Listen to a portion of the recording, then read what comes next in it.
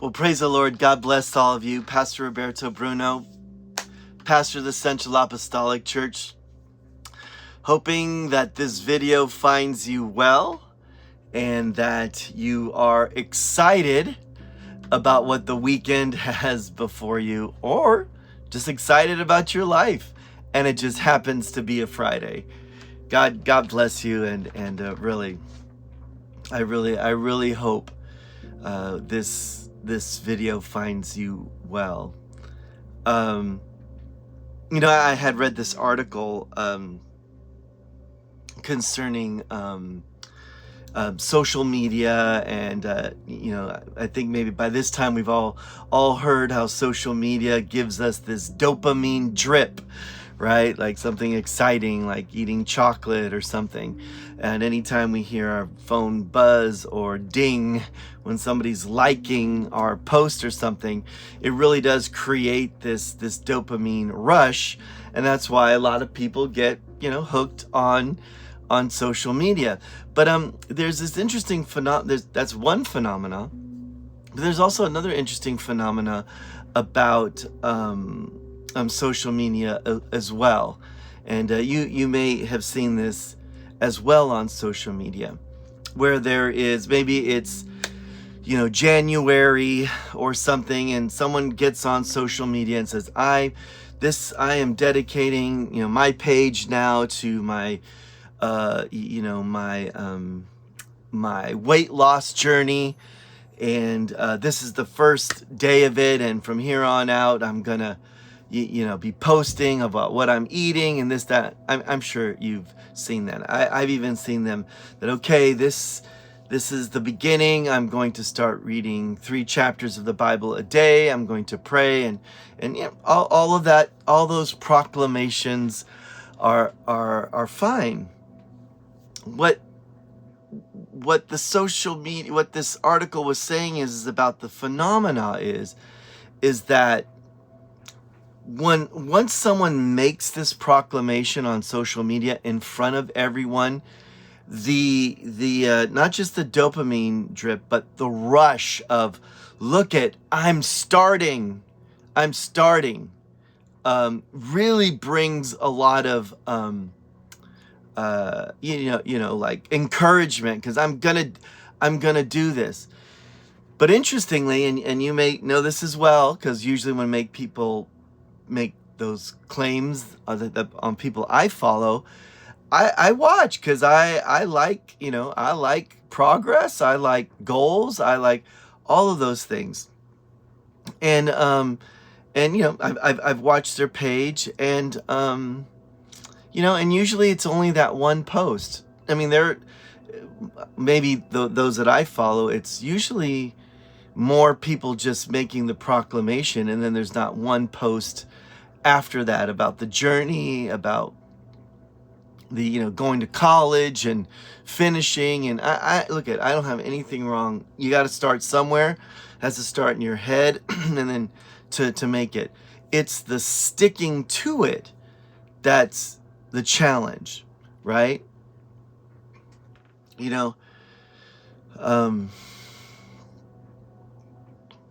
Everybody wants greatness. Everybody wants success. Everybody wants a win, till they see the invoice, right? Till they see what it costs. I've always wondered this, and it's been an endeavor of mine.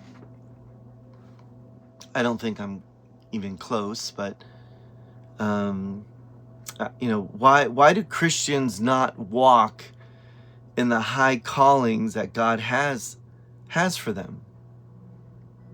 Because I think we all have a high calling in our life. I know it's very Pentecostal verbiage, but we all have this high calling, but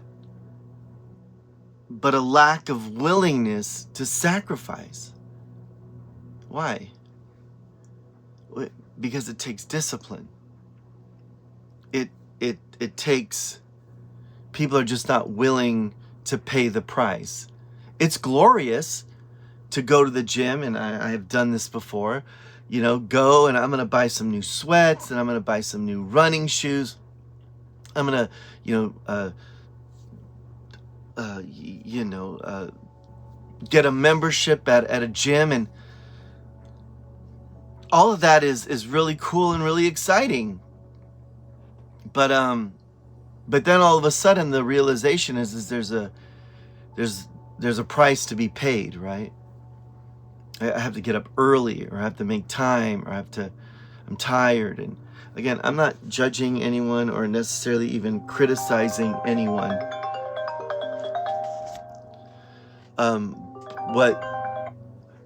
What I am saying is that, most people aren't willing to pay the price.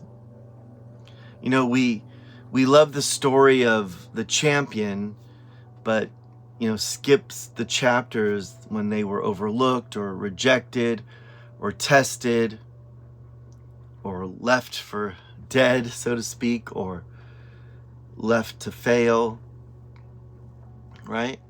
I mean, who wants to read of Joseph, with the many coats of color of his brothers beating him and rejecting him, and even though he was cocky, not deserved to be left for dead in a pit and then sold into slavery and then basically imprisoned and for like 15 years. Who wants to hear all that? Let's get to the point where he's sitting right next to Pharaoh, really has, the power of Pharaoh and doing all these things. It's just easier to see that. But the 15 years of struggle isn't that exciting. And I do want you to be encouraged. What I'm saying is that, God has really called us. And in Romans 12:1, it says, I appeal to you, therefore, brothers, by the mercy and sisters, by the mercies of God, to present your bodies as living sacrifices, holy, acceptable to God, which is your spiritual worship. So the ideology of sacrifice or discipline isn't outside biblical norms. It's really part of our life, right? Because it's in the discipline that we grow. It's in the sacrifice that we grow. It's all of that. Because once a person is more than motivated, because I like motivation, I like motivational speeches, but motivation is, again, it's just like anything else, eating a piece of chocolate and getting a dopamine drip and then it passes.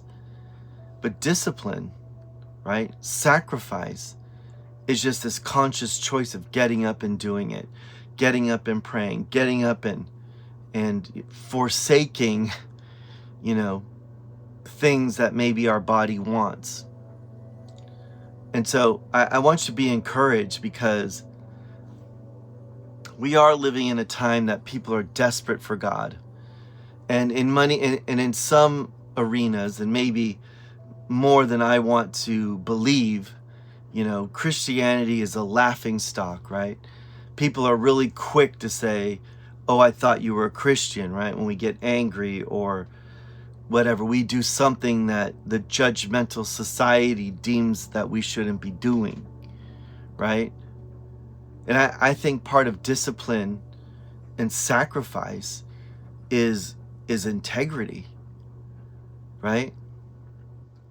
Because we could say, oh, wow, these, whatever, we go to the gym and there's gym rats and those dudes, all they do, they're always here in the gym working out and they're big and buffed and this and that, and they might have attitude problems. I don't know. But there is some sort of element of integrity in someone who shows up and shows up and shows up and shows up. Right? Here Paul is literally in Romans, so look, I appeal to you, brethren. I'm listen, I want you to get this. Present your body as a living sacrifice. I'm not talking about going to the gym, but maybe that's for another talk. Because we're only going to be able to receive what God has by the capacity that we have to receive it. So if we're still trifling and shallow and jealous and all of these things, and those are all emotions, and sometimes they lean towards someone who's immature, how can we receive something that a secret of God, a mission that he has for us, right? A calling to walk in. How? How? If we weren't willing to make the sacrifice. God bless you.